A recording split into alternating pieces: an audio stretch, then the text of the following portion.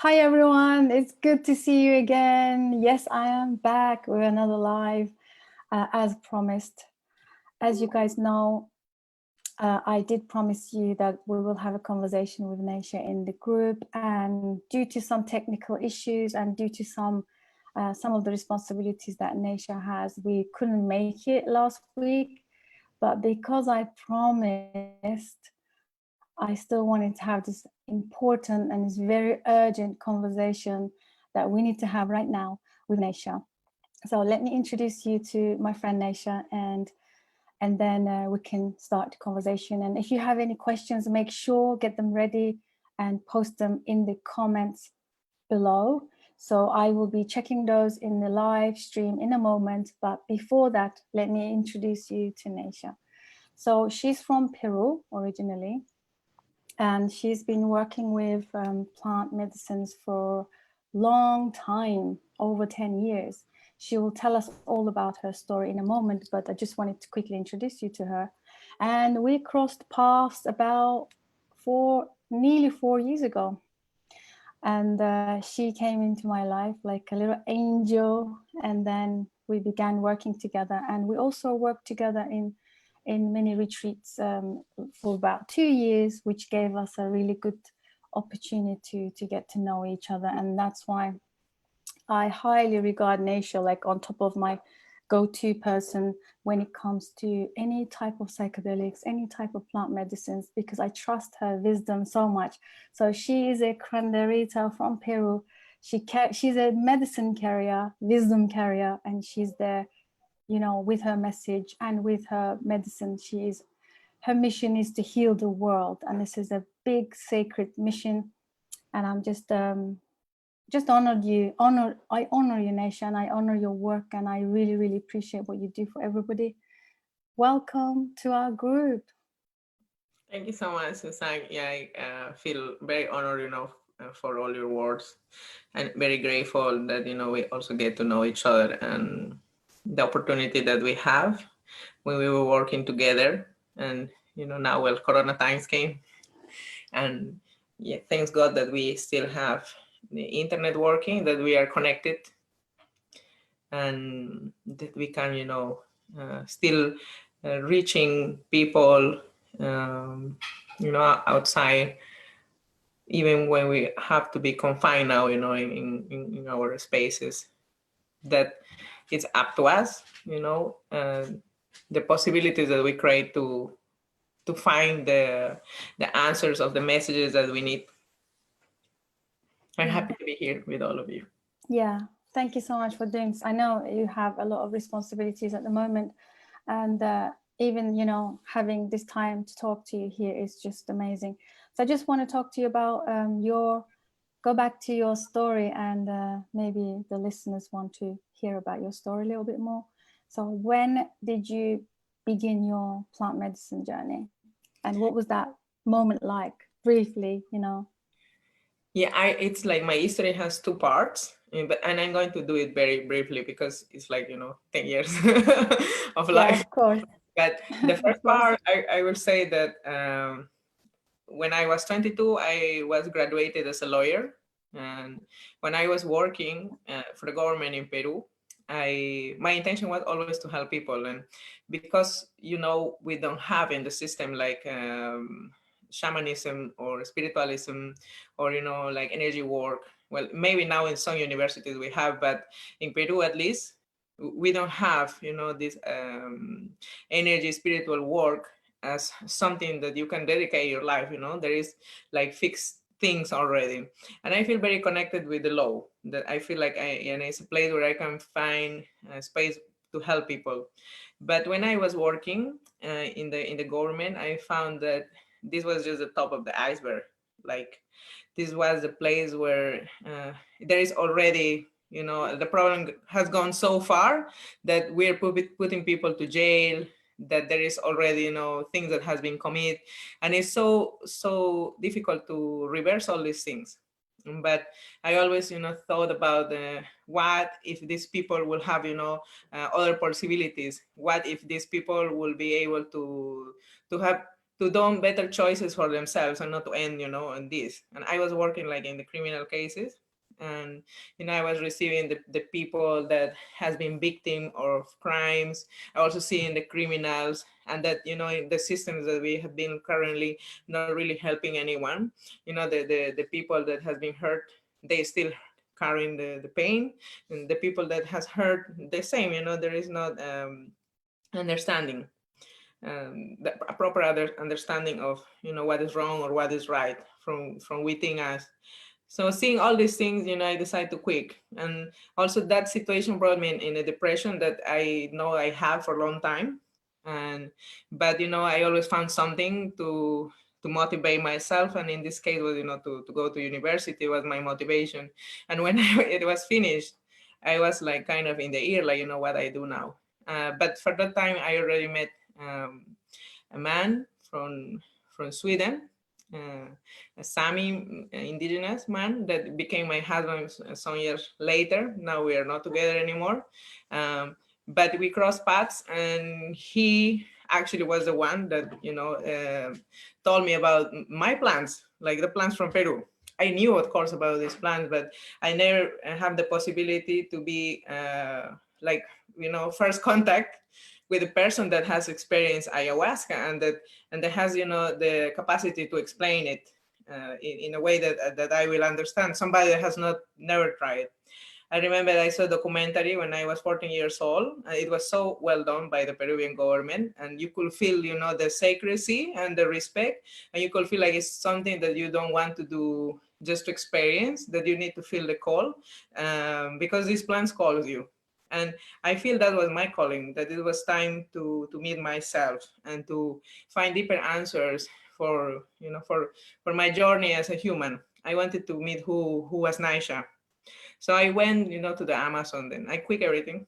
Everybody was shocked, of course, because, you know, I have a good future. I have a good university, and like nobody was expecting that suddenly I'm going to drop everything and to go to the jungle, you know.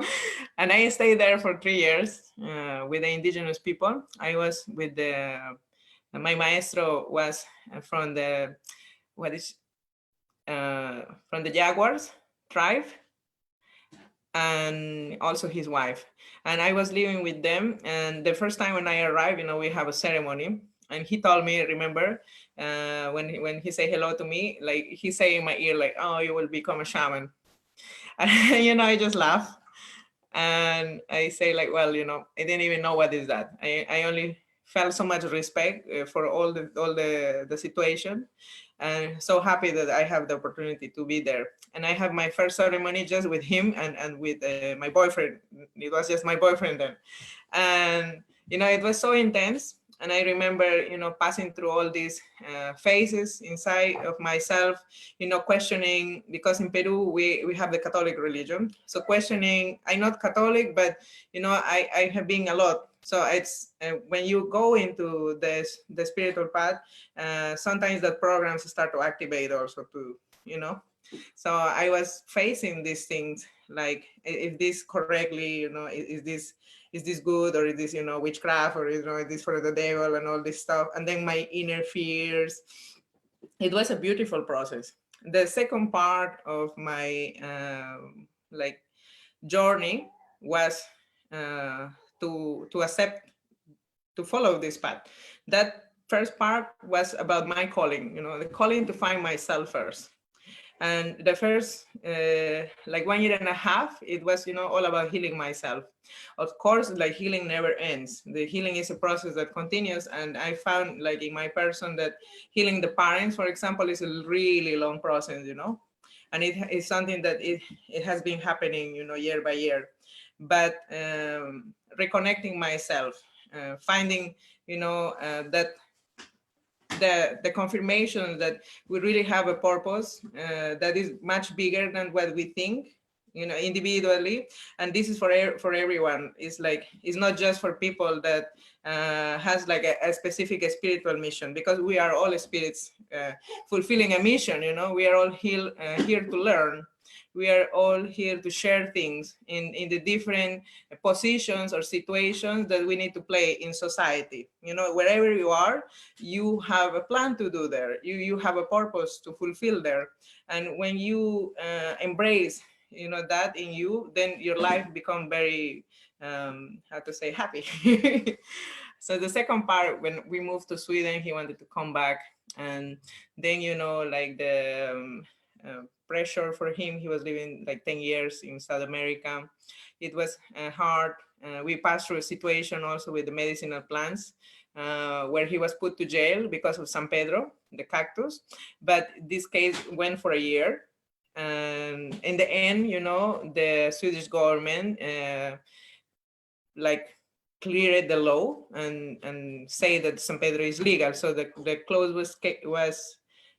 case was closed, and you know he was released. But you know, it was an interesting journey, but also a little bit traumatic for him. So a lot of things happening, you know, in that time, and we came to a point when we could not be together anymore. And I remember in that time, I was praying for guidance because, you know, I left everything like behind. I quit as a lawyer, and I have, like I say, much respect for this work. And one day when I was sitting in our apartment and I was alone, I received like the visit of energies that I know they were angels, and they were talking to me. And I entered like in a trance. I was not drinking any plant. Like for a year, I was not with ayahuasca or with San Pedro. I was, you know, out of the plants, but I have that a strong experience, like going into a trance. And this was just through praying. I, you know, have an altar and I pray and I meditate and I start to listen, you know, a voice that was not my inner voice, and that was very warm and was telling me like it's time for me to start my journey, and that is, you know, time for me to start traveling and doing what I have learned, what I had trained for. And I was like what is that, you know? And then I saw like he showed me like all this time that I spent in the jungle and on the work that I was doing there, because I also was helping, you know, my teacher and my husband that was also shaman. I was assisting them, like I was singing.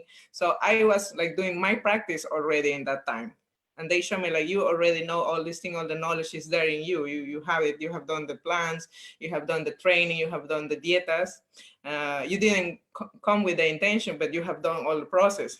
And I was like, yeah, well, yes, but you know, I did it for myself, and I'm happy just to help, you know, other people. But the energy was very, you know, intense, and I feel like in a much trust and light that I ask.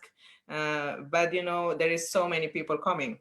There is so many shamans already coming, like from all the countries, with a lot of years of experience.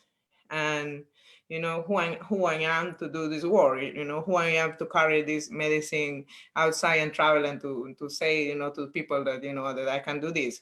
And they say, well, you know, nobody has become, you know, all and wise from the night to today. Everybody has have a beginning, and this is your beginning.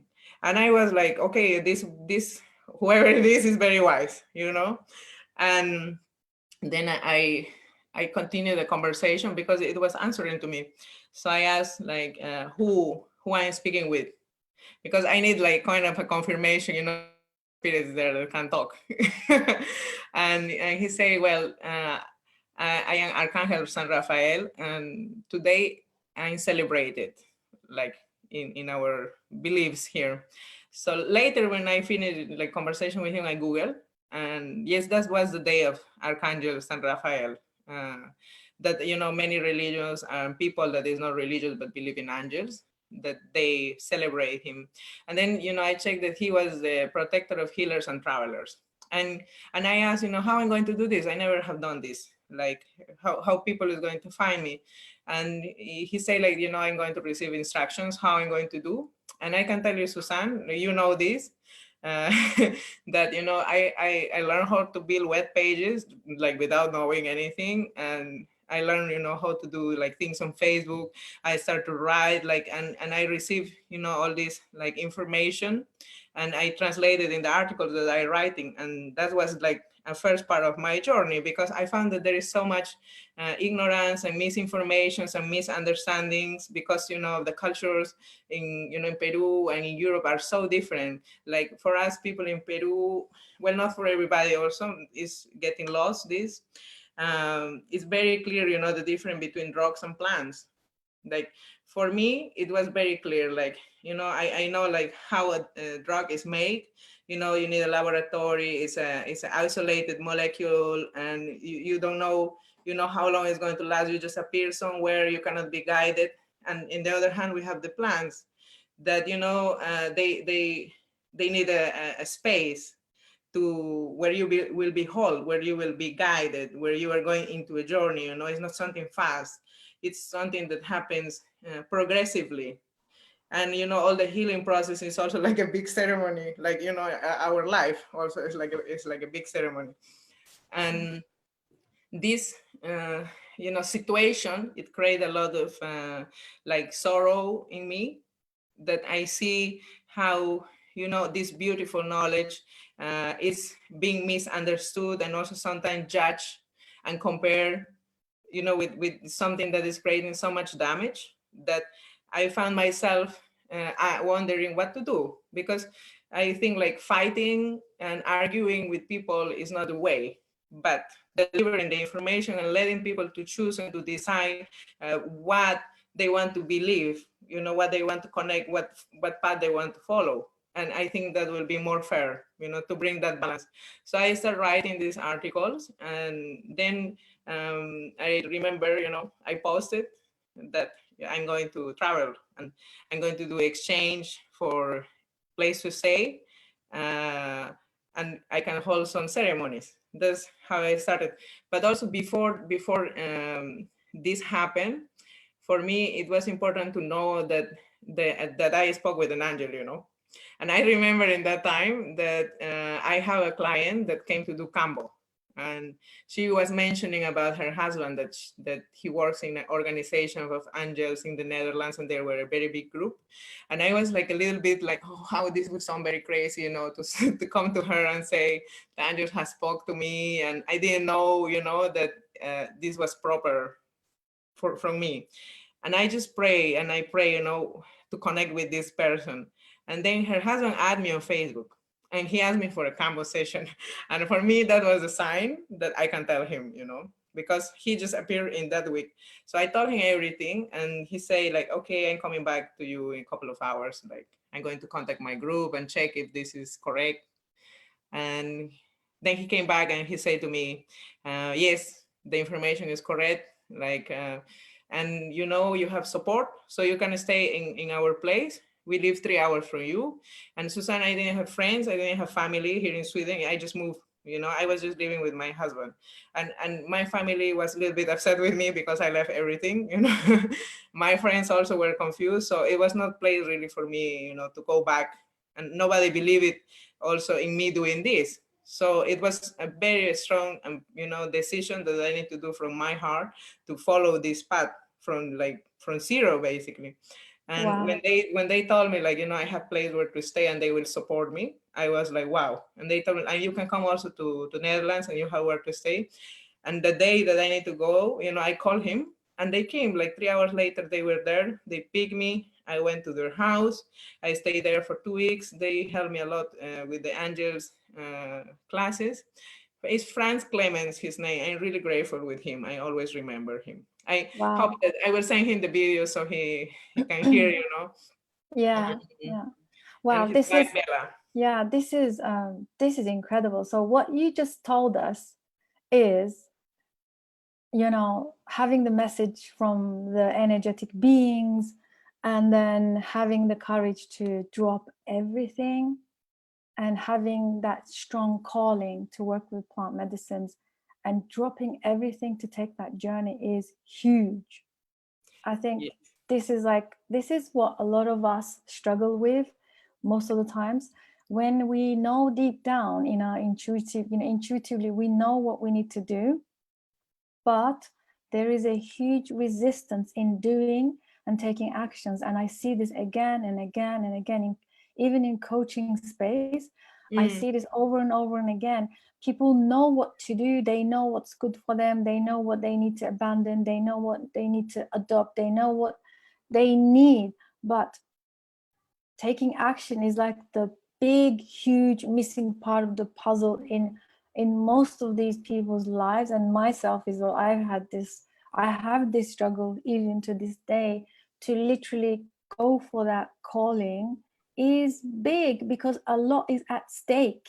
You know, like you said, your family, they're confused. You had a great education, you were a lawyer, you just went into something completely different where I think it needs more than a courage. It kind of like a divine intervention had to shake you to make this kind of decision, because it's a lot is at stake.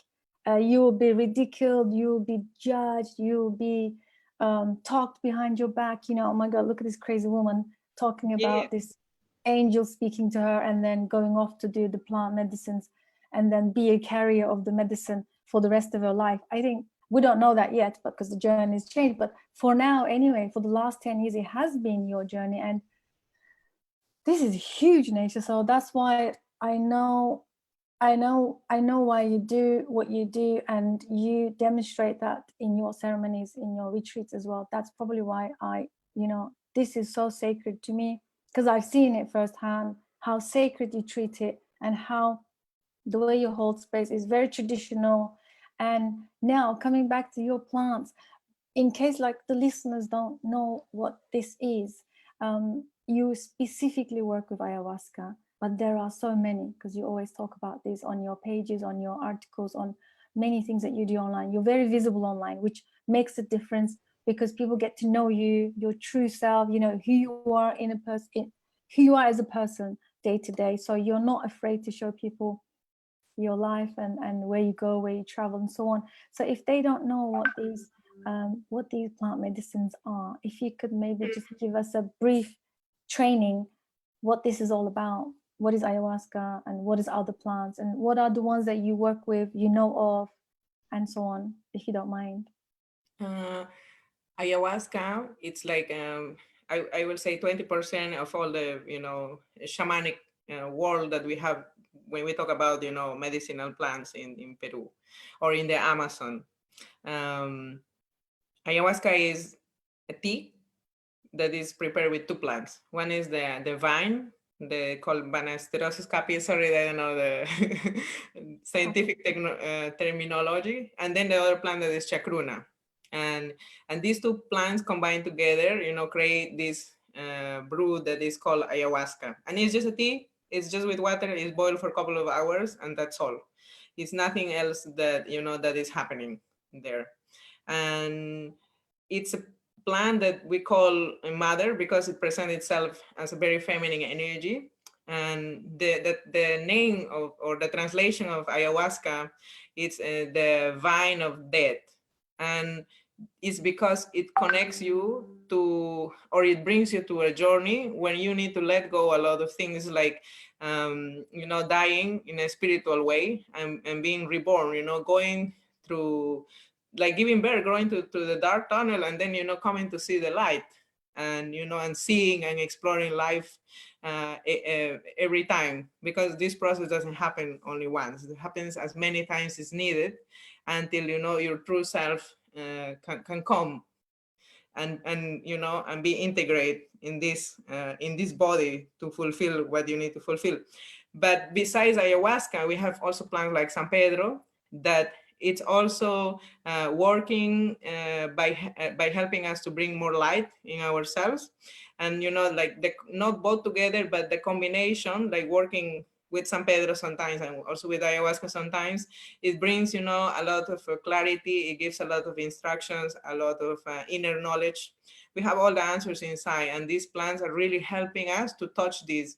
It's very different from reading books about the spirituality than experiencing is spirituality by its own.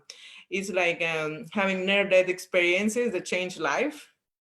When you go into a coma or when you have an accident and you pass out for some time, and you have all this recalling of all your life. it's also something similar happening in ayahuasca when you see all your life like an spectator, like watching a movie, and feeling and going through and seeing like, wow, this was not okay, or wow, yeah, look, that was really good.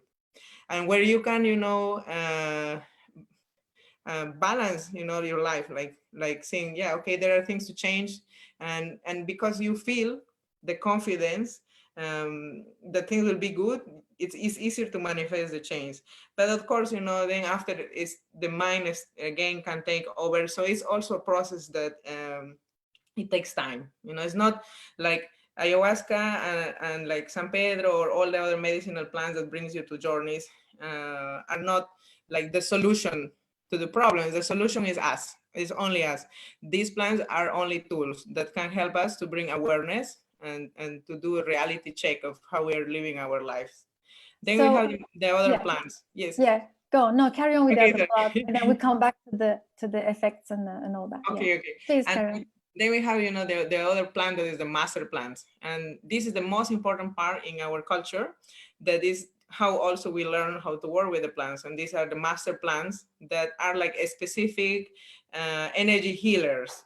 Like I will say ayahuasca, San Pedro, peyote, and all mushrooms are like a general doctor. So you go, you do the checking, like, oh, you find this is wrong, blah, blah, blah.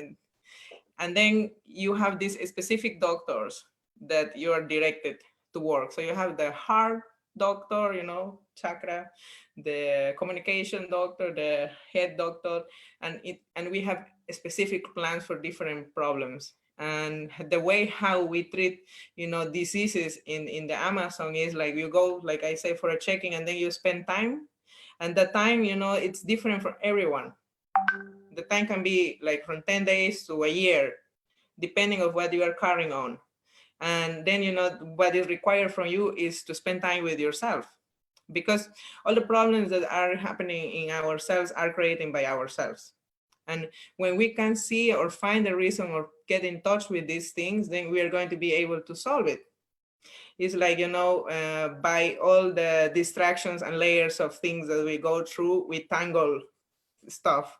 And it takes time to untangle all these things. So in the time that you spend detoxing, because you're not eating, like what you normally eat, you're not eating salt, not sugar, it's like very little food, only to maintain yourself with some energy. But the main purpose is to bring everything out, that the body has opportunity to heal itself. And this is also scientific proof, when your body has not been eating for a certain amount of hours, then your body start to heal itself, because it doesn't have anything else to do, than just like fix itself.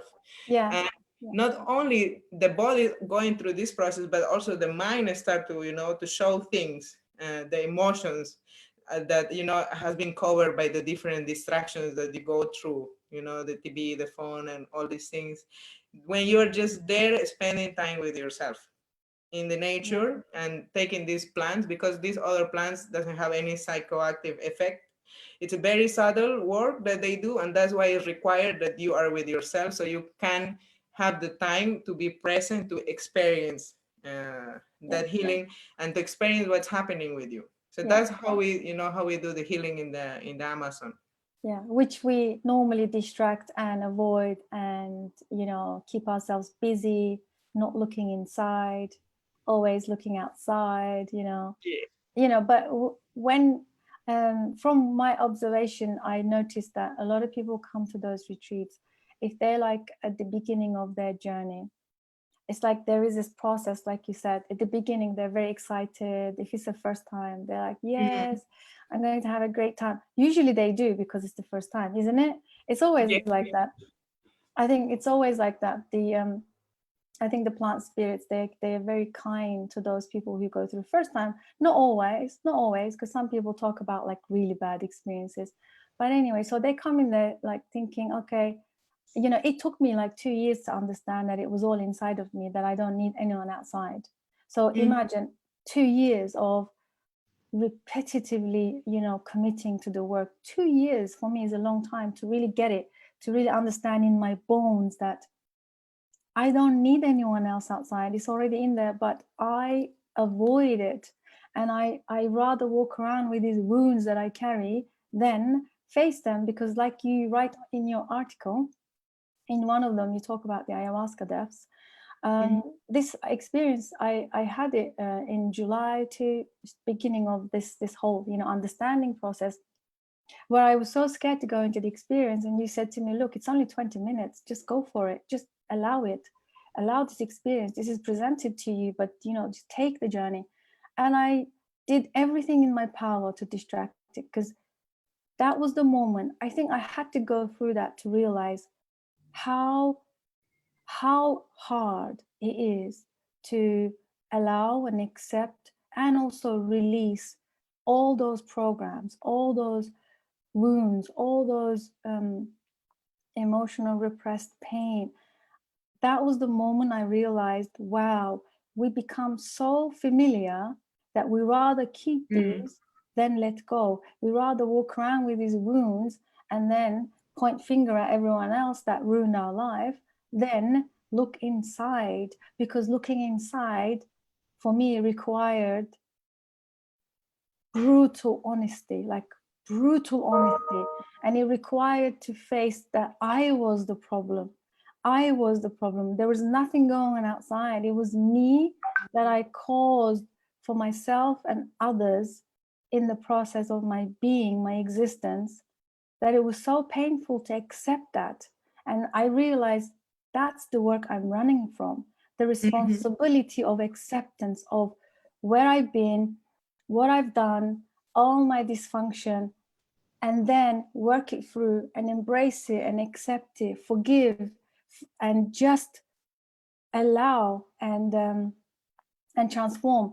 This was the biggest work. And ever since that experience, I realized, wow, now I know why it's hard to do the work. And now I know why people keep coming to the retreats and they keep paying mentors, they keep buying the book, keep going to the workshop. But there's always going to be that need to look outside, unless, you know, we sit with the pain.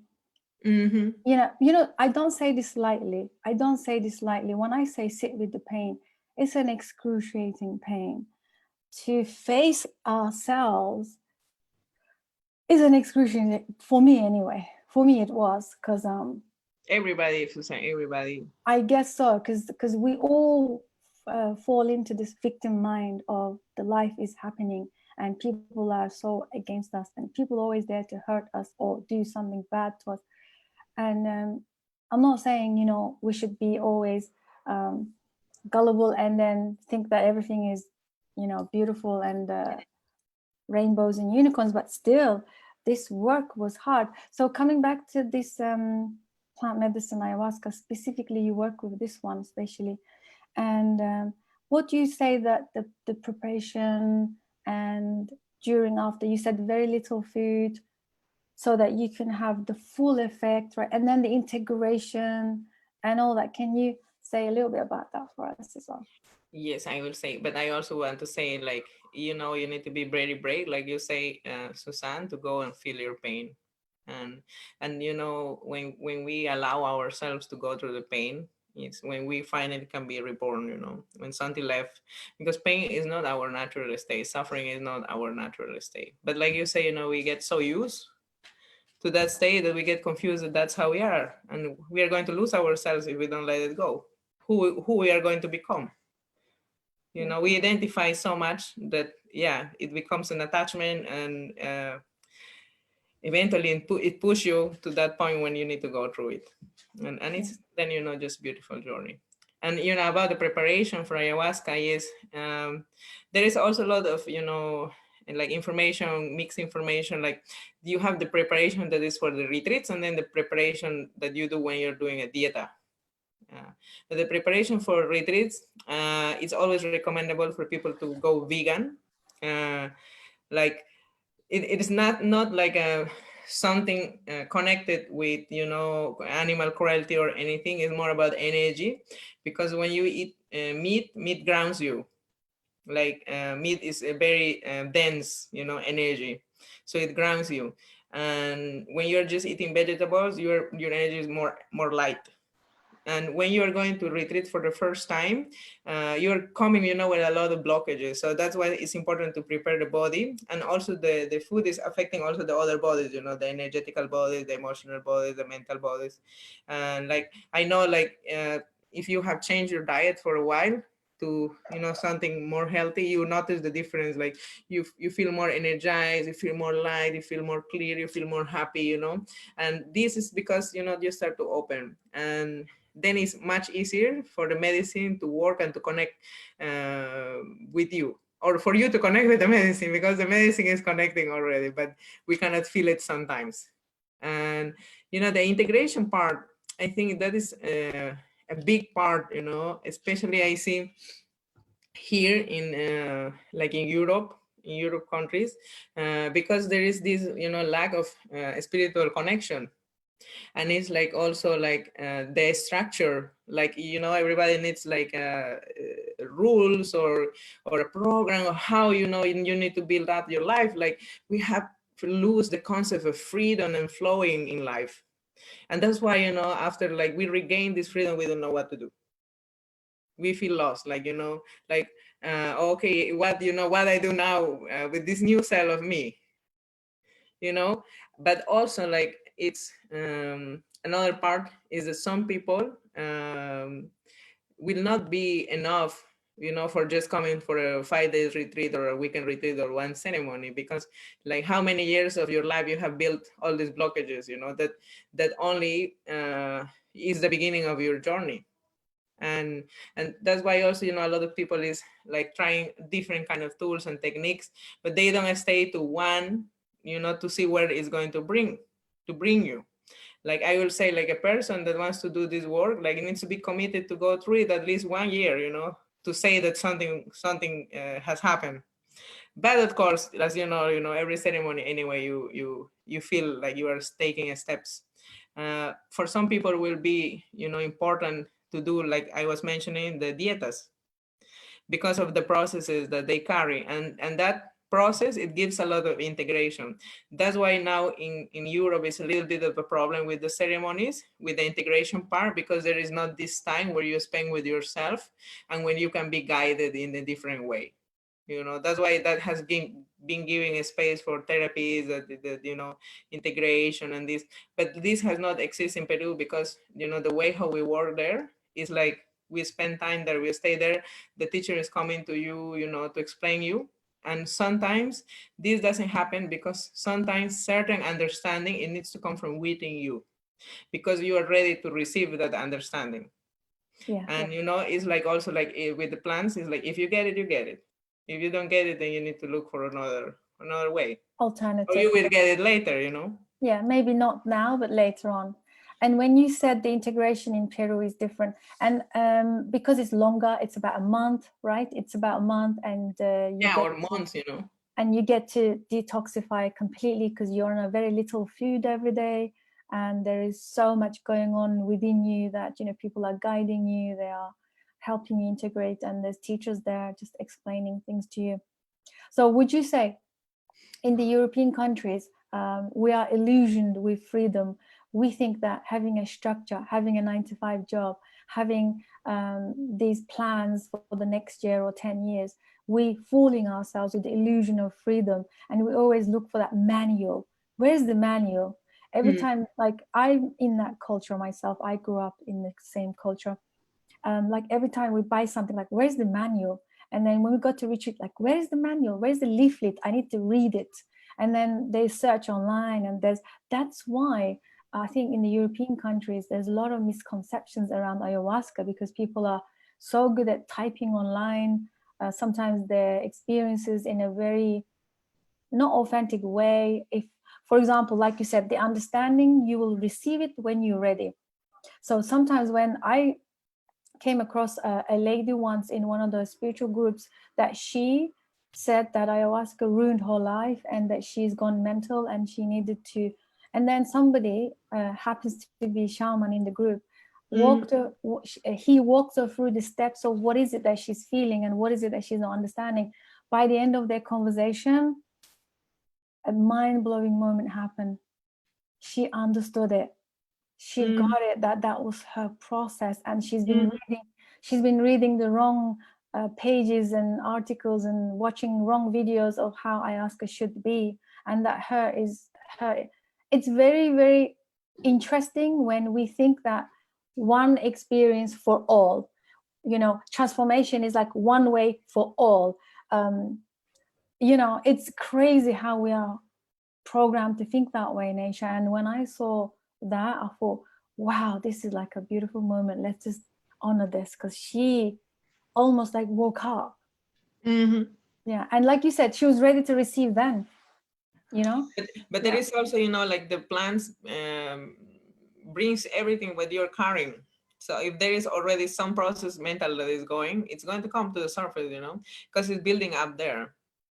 And you know, it comes that you can look and that you can choose, like, this is my state, what I do now. But like, you know, again, like we yeah, I mean, it's not definitely, we need to look, like, I mean, I will say, like, we need to look also every case individually, because there is some cases that, you know, when there is not the correct guidance, where things can go wrong. Yes, because it's, you know, when you do ayahuasca, you're entering in an energy space, in a multidimensional space, where, I mean, if you don't know how to navigate there, if you're not whole, that things can happen. We are energy after all, and energy comes and energy goes. And, you know, there is a lot of things that, yes, we need to be, you know, respectful and aware, you know, of it. And you say something about the system, the illusionary system. Well, if you look at the times that we are living now, like Corona times, is like slapping everybody in the face, you know, about all this structure thing. And like, what structure, you know, what safety? Like, our economy is collapsing. It's what safety? Like, the panic is taking over. What certainty? When did we have a certainty? When did we know that tomorrow was promised? Like, when did we know that? When did we believe into that illusion, right? Yes, exactly. And now, you know, everything is bringing us to rethink everything and see what is important in life. It was, you know, the job that you spend so many hours, or it's your health and being with your family, and that, you know, your family is happy and you have a roof and you can, you know, you can eat. It's it's like a global ceremony happening right now. We're all being kept indoors. It is a prolonged signs of humanity, you know. To really wake up. So would you say this is, I know the spiritual world, the spiritual principle says, a lot of people in spiritual space, they say this is a wake-up call, this is a global reset, this is actually happening now, it's forcing us to wake up. So I know you agree to that as well, and we did have a talk that I still need to publish on that, so I will do that today later as well. Yes, I know. Because we talked about this, and you said, no, this is a reset. We've been called to the truth now. It's like no more illusion and lying to ourselves. It's time to do the work. So that's really powerful to even think about it. Yes, and you know, everything is going to come good. Everybody's given the opportunity now to choose, you know, what life they're going to live, what is important again, you know. Yeah, and that's why Naisha, we did this 21-day meditation challenge in this group, right? And from the very beginning, we always talked about now is the time to become a self-agency. Self-agency is like what you've been talking about, like everything is within you and you are the answer to all your questions. You say this all the time. And the self-agency concept in the group is the same thing. So whether it's meditation, whether it's plant medicines, but psychedelics has been very on trend. So I know we're coming to the end of our conversation, but I just wanted to ask you, what are those misconceptions and what can we do to avoid getting too much involved in those misconceptions of like psychedelics? Well, there are a lot of misconceptions, you know. I think I need to write an article about that. But maybe you can help me also to touch the ones that comes. For example, you know, there is of course a huge difference between, you know, like plant medicines that are connecting with a culture, like a shamanic tradition, and you know, again, drugs, you know, like DMT and MDMA and ecstasy and all this stuff. There is like totally different worlds, and that's something that people should not mix. I don't say like maybe there are some substances there that can be good for people like MDMA and these things. I have not tried them, but you know, mixing also these things is not good, because sometimes what these things does is the opposite what this other thing does. The other is like, for example, some people is afraid that this is you become addicted to it. No, you know, because there is all this process of cleaning, you know, like we call the purge, the purga, where you puke, you know, and it sometimes doesn't even nothing come, but you know, it comes this energy that your body is, you know, releasing, and it feels so good after, and it's nothing, you know, I don't know, I have not experienced anything so releasing, like, you know, when I need to take something out of me. And the other things, what I can say, like about the age, you know, a lot of people ask about when is the time to drink ayahuasca. I will say, you know, like we have lost these traditions in you know, in the Western cultures. Like we don't have any more like the rites of passage, like where, you know, where a woman or a man, they are you know, bring to the adult life, and they need, you know, to connect, you know, through the spirit, and there is not anymore this. But for example, you know, in some tribes, when a child is coming to an age that is going to enter to a new time, like the teenagers of the young adult life, they are giving the medicine, so they can connect, you know, with the spirit, and they can save time, you know, not like going in the wrong direction, so they don't get corrupt by the things that are outside, you know, that they have an understanding, that their eyes are open, so they can take more conscious decisions. Yeah. Because anyway, you know, bad things happens to all of us, and there is sometimes nothing that we can do to prevent, Yes. because they are part of our journey, they are part of the teaching that we need to receive. But like how I have learned in my, you know, in my own journeys, is that it's not what happened to us, but what we do after, the decision that come after, that is what is important. You know, if we are either becoming victims of what happened, or we can become empowered, self-empowered, and go stronger, like the phoenix, you know, we rise after we have burned.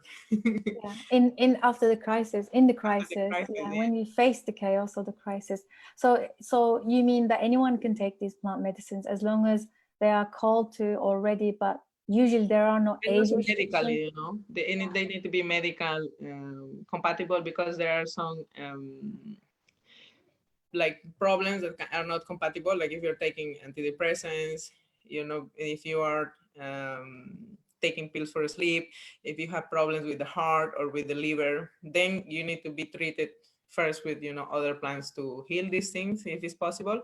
Yeah. Otherwise, you know, it's a little bit too strong for the body to Oh. handle this. Yes. So if someone is really depressed, or any like medication, serious medication they've been on for years, first they need to come off these slowly with Yes. lighter version of the plant medicines, and then slowly they can incrementally move into more deeper work with like ayahuasca or something. Yes, it's always, you know, good for people to consult a doctor, you know, and to do a medical check to know where they are.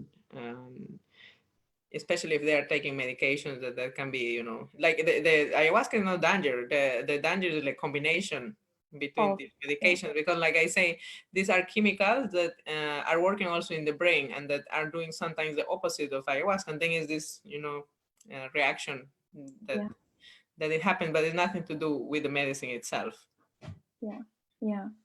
Okay, so the health condition is a must, and it needs to be a calling, because it can't be forced upon, because then it can maybe have a very violent reaction, or some kind of a danger to the well-being of the person, and even after the medicine maybe they might struggle to find their way.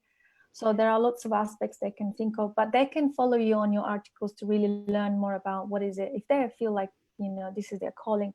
Because sometimes sometimes like they when I first found out of ayahuasca, I just wanted to shout it to the world and said everyone should do this.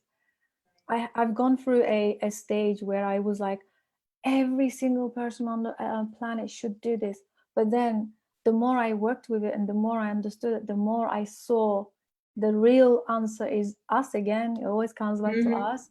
Then I realized, no, there are amazing people out there who's done the journey with just meditation, Yes. or just yoga, Or yoga, yeah, something else. Like there is no one, one thing, fixed way to do this. But if it's a calling, I'm definitely for it, because for some reason I feel like I needed it more, kind of a, like you say, slap in the face, more of that than a gentle process for me.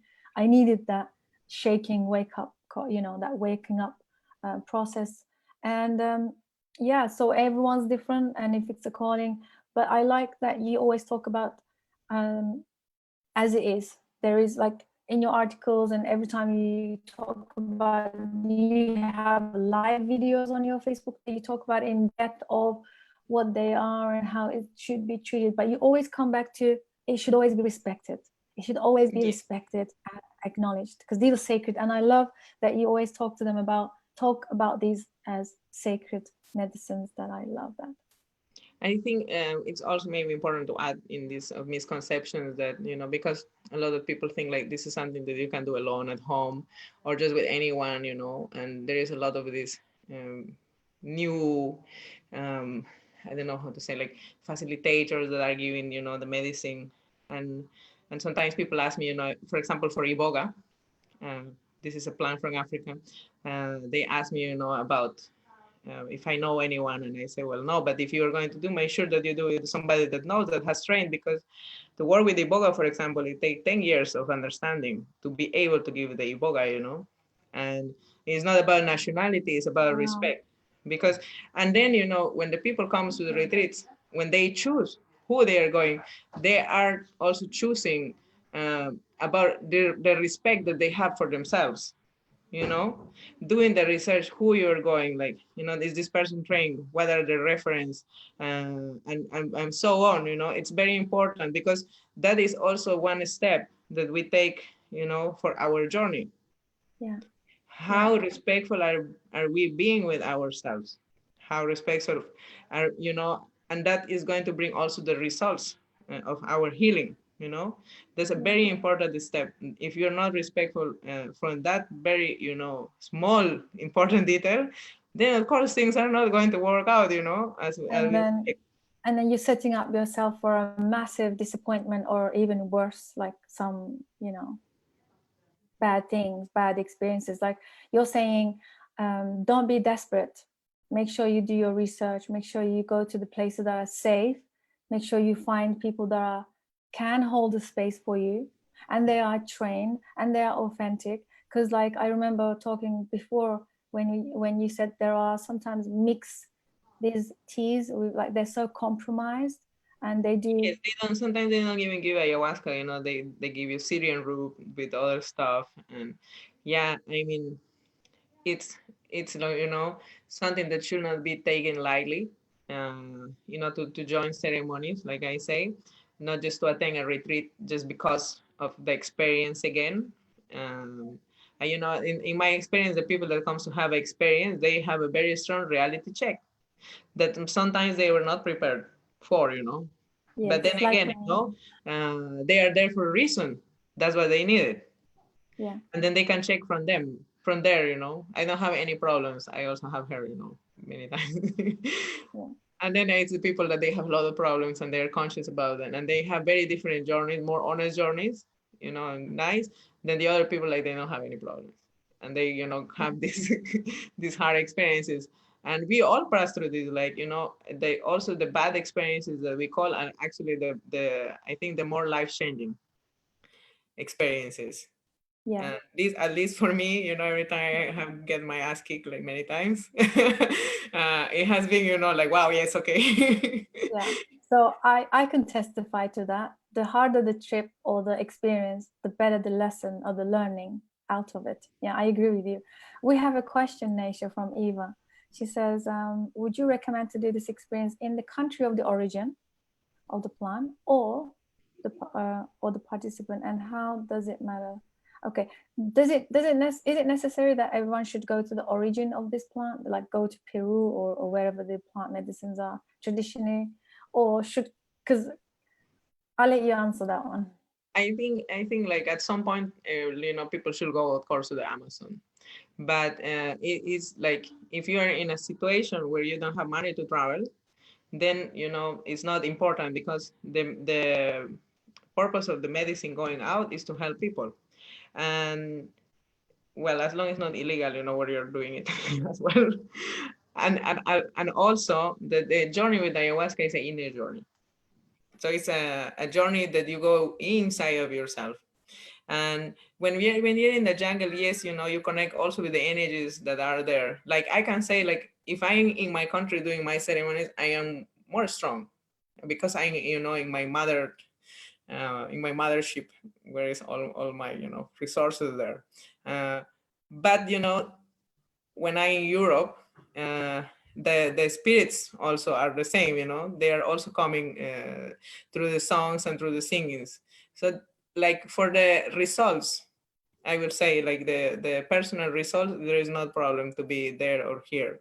But if you want, you know, of course, to, you know, honor the plants and to connect more with the spirits, then it's good to go, you know, there and to have the full experience as well, you know, to reconnect, because it's a very different energy that we have there in the jungle than in the forest here. You know, I can feel sometimes here the forests are empty, there is no the spirits, you know.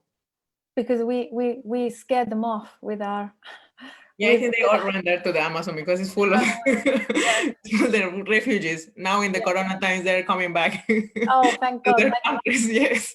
yeah, like the dolphins coming to the, you know. Yeah. Yeah, it's true. No, I feel you on that. I feel you that, and I love your perspective on these plant medicines are not a big deal. They don't need to be a trend. They don't need to be something to get high on. This is part of life. This is part of life where, like you said, if a child is coming of age, they go through a ceremony so that they don't get corrupted, so that they can be so grounded and strong in themselves. They can deal with crises of life, adversities of life, chaos in their life, loss, and everything in life, so they can stand very strong on this planet Earth, right? And they That can they have tools, you know, they receive tools. The plants give you tools also that you can carry, you know, inside you. And then it's like you carry this toolbox when you come back from the retreat, and every time you're facing a drama, you just take the tool out and say, okay, I know this, I know what this is, and I know how to be with this, and I know what to do now. So these are incredible teachings of the plant medicines, and you always talk to us about this. And one other thing that I was going to ask you, I hope you have time. I have time now. Is I will have help with this solid with my friends. It's okay. Cool. So now, when it comes to plant medicines, what is that one wisdom that you can share that would change someone's, maybe they're reading and hearing a lot, but that could change something for them or have that mind shift? But From what is coming to me is that, you know, everything is possible to be healed to a degree where, like I told you, I think before, where there is not scars, you know, to a degree where you become whole again, and you can experience your full potential. It's possible. It's possible to achieve there. And we just need to stop making excuses and let the comfort zone. At the end of the day, Susan, we are not going to get a life, right? From this. Yes. Then why, you know, why are we just postponing it? Eventually, we're all going to realize we are spirits, you know, when we die. And we hold on to it with our dear lives, not to accept it. One other thing, Naisha. So with your work now that it's all Corona and everything else, how would you be able to help other people? How can they reach out to you? Can they email you? Can they get more advice? Like, what are your plans going in the next, I don't know, 1 year? We don't know, but at least some idea. Okay, I'm going to confess to you our secret. Well, first, here in Sweden, there is not lockdown. And I think this is one of the few countries where it's not lockdown. And the Swedish people is panicking inside. You know, they're not like, it's amazing how they're handling the things here. And so here in Sweden, we can continue doing our work, following, of course, you know, the restrictions that we have. That no, it's okay. That there is not, you know, more than 50 people. Like we work with small groups. So Yes. this is Sol. Hey, she came running. Hello. Hello, Bebe. And also, yes, we are doing some sessions online because I work with a group of shamans as well. And I'm also, you know, having talks with people just to check, you know, where they are, what they will need. So if people would like to know if they, if doing ayahuasca or a dieta, or they don't know what will be suitable, or San Pedro, mushrooms, or maybe none of them, maybe other stuff first. You know, there is so many therapies to do. So this is something that is a possibility right now, that I'm doing consultations for people. And then people can contact me through my email in info@titanity.com. And then, you know, if they follow me my page, then they will also see. Yes. Mouse. Hello. Yeah, I know. She wants to come. Hello. Oh, hello. Hello. Can she see me? Can she see me? Yes, she can hear. And she wants to type. She wants to type. Yeah, of course she is. She's going to be mommy's assistant as soon as she's free. This has been amazing. Thank you so much. We will drop your email in the comments as well, Naisha. And thank you so much for enlightening us. And thank you so much for commitment to your work, and what you do is incredible. And hope to be working with you and seeing you more in the future as well. Thank you so much, Susan. I'm putting some songs for her that she likes to hear, you know, the spiritual music, and she goes just holding the phone dancing. I need to put her. It was a pleasure, you know, to be here and sharing what the plants are sharing, you know, with me. I'm happy that that I have the opportunity to receive this information, and that I can share it with people, you know, and really feel blessed and grateful for this opportunity also of being alive, and the opportunity that also we are passing through now, you know. And I want to tell people, like, to have faith. That is a very important thing in life.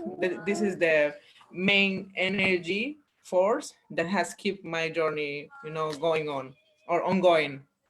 There is always one tiny being of, you know, faith, even when things look really dark, or felt, you know, like you are at the bottom. There is always some light that you can find, and you need to look for that spot inside of you where it is, and you need to follow. And when you follow it, you will reach the light out, you know, like the sun. When you find the, you know, this tiny teeny light coming, you will find the sun. It's guiding you there. Yeah. And thank you for that information. Thank you so much, Susan. And I will see you very soon, I'm sure. Yes. Take care. Big kisses and hugs until Sol. Bye now. Also there with the family. Take care, Susan. Thank you everybody for watching us. And so saying bye. Thank you.